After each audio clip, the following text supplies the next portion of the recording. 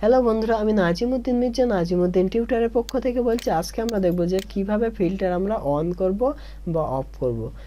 এই যে হেডিংগুলো আছে এগুলোই আমরা ফিল্টারে কনভার্ট করতে চাই। তার জন্য এগুলোই আমরা সিলেকশন করলাম, ফিল্টারে ক্লিক করলাম, ফিল্টারে শর্ট অ্যান্ড ফিল্টারে ক্লিক করলাম, এডিটিং গ্রুপে এসে এরপরে ফিল্টারে ক্লিক করলাম। দেখেন ফিল্টার হয়ে গেছে। এখন আমরা ফিল্টারের যে অ্যারো এই যে দেখতে পাচ্ছি, ফিল্টার নেম বেঙ্গলি বা জিওগ্রাফি যেগুলো আছে, আমরা সাপোজ ওই নেমে ক্লিক করলাম।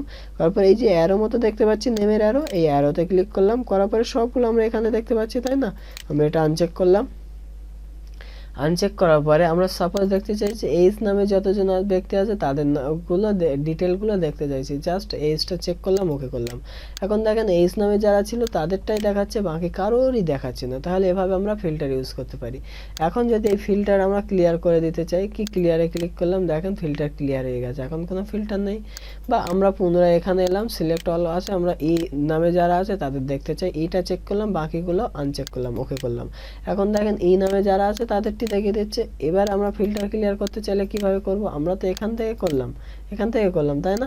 এটা এখান থেকে করলেও করতে পারি, অথবা ফিল্টার অ্যারোতে ক্লিক করলাম, করার পরে clear filter from name click করলাম, দেখো ফিল্টার ক্লিয়ার হয়ে গেছে। এভাবে আমরা ফিল্টার করে নির্দিষ্ট জিনিস ইউজ করতে পারি।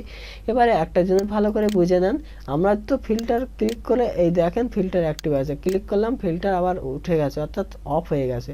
আমরা ফিল্টার অন করতে চাইলে আবার ফিল্টারে ক্লিক করব, ফিল্টার অন, অর্থাৎ এই যে ফিল্টার অ্যারো চলে এসেছে।